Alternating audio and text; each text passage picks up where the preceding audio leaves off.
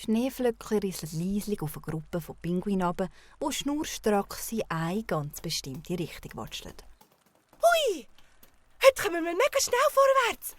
Bald bekommen wir wieder eine gigantische Portion Fisch, ruft der Pinguin Pierre. Aber schon ein bisschen schade, dass uns all die Kinder und Erwachsenen nicht zujubeln. Ich finde nämlich, heute laufen wir besonders schön im Zweierreihen, meint die Pinguindame Priska. Ihr habt es vielleicht schon vermutet. Die Pinguine da sind im Zoo daheim und sind gerade unterwegs auf ihrer täglichen Pinguinparade.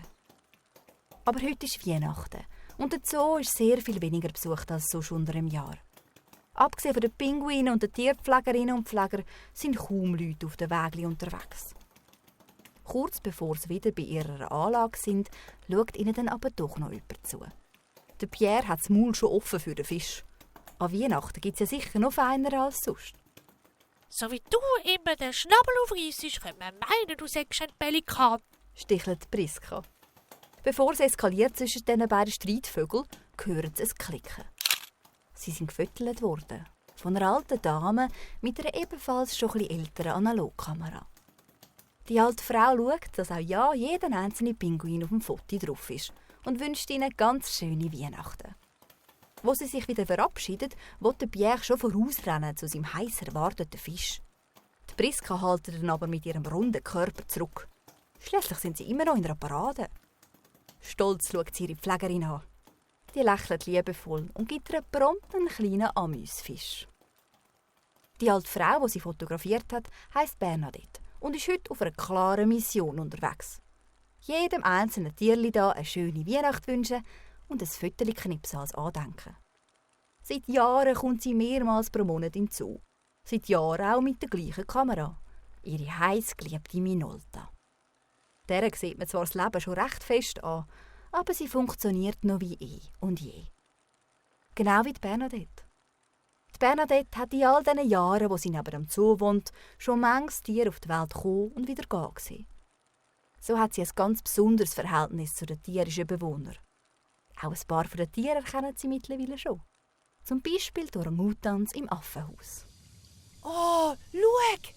Der liebe Mensch, der immer so lange bei uns hockt, ist wieder da, sagt ein kleiner Ole zu seinem Vater mit einem breiten Gesicht. Ja. Es ist immer wieder schön, in vertraute Augen zu schauen. Bei all diesen kurligen Leuten, die uns besuchen. Grummelt der Papi Oskar. Bewegung kommt in die Affenhorde und Bernadette schaut gespannt zu. Sie nimmt sich wieder Zeit, jedes Familienmitglied vor die Linse zu bekommen. Zwischendurch langt sie ihr Gutzli-Säckchen und geniesst die Zeit in dieser so vertrauten Umgebung. Sie muss inzwischen zwar mehr Pause machen als früher als junge Frau, aber sie hat das Gefühl, dass sie so viel mehr im Moment sein kann. So hat doch jeder Lebensabschnitt irgendwie seine Besonderheit. Nach dem Affenhaus geht es zu den Tiger. Der alte Tiger Timur kennt Bernadette schon seit er ein Baby ist. Wie sie scheint auch er mittlerweile ein paar graue Haare bekommen zu haben. Wo sie ihn verlässt, kommt es der Bernadette so vor, als hätte sie in seinem tiefen Knurren ein «Ciao, mach's gut!» rausgehört. Ihr wird mit jedem Tierli, das sie besucht, ein bisschen schwerer ums Herz. Es fühlt sich wirklich ein bisschen an wie ein Abschied für immer. Die Tiere scheinen das irgendwie auch zu spüren. Man könnte nämlich meinen, sie wollen sich alle noch mal von ihrer besten Seite zeigen. So auch im Aquarium.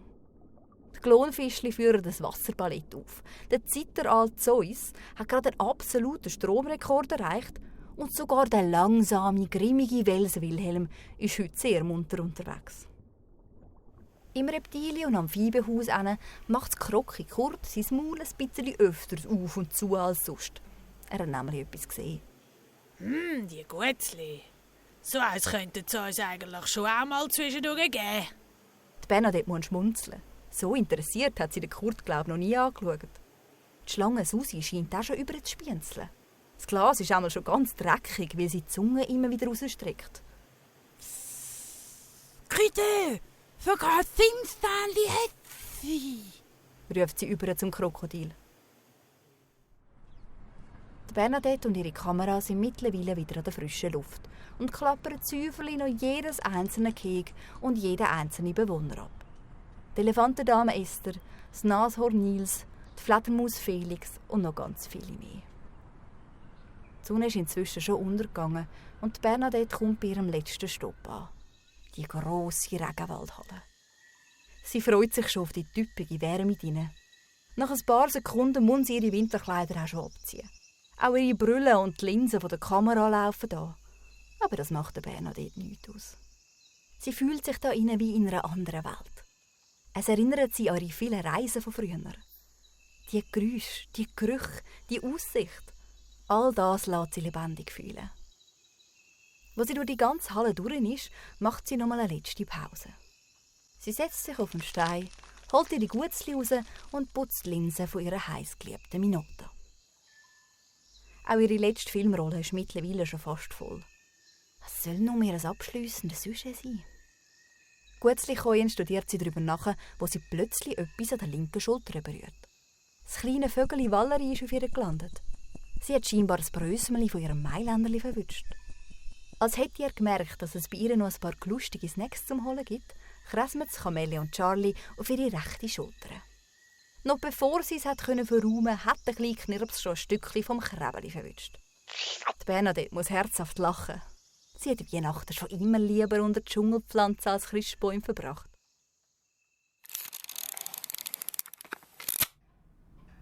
«30 Jahre später. Das alte Häuschen gerade neben dem früheren Zoo soll renoviert werden. Wohnen tut da drin genau wie im Zoo schon lange niemand mehr. Bevor es mit den Bauarbeiten anfangen können, wird das Haus noch einmal inspiziert, darauf, was alles noch geräumt werden muss. Das Haus sieht aus, als wäre die Person, die hier gewohnt hat, gerade erst noch da gewesen. Es stehen scheinbar noch alle Möbel am gleichen Ort. Nur der Staub hat sich über das Mobiliar gelegt und ein paar helle Flecken an der Wand deuten darauf hin, dass da mal sehr viele Bilder gehangen sein müssen. Als letztes wollen sie noch geschwind in den Keller schauen. Die Kellertür ist untypischerweise ziemlich massiv und hat auch ein dichtes Schloss dran, um sie von innen zu verschliessen. Der Chefinspektor schaltet das Licht an.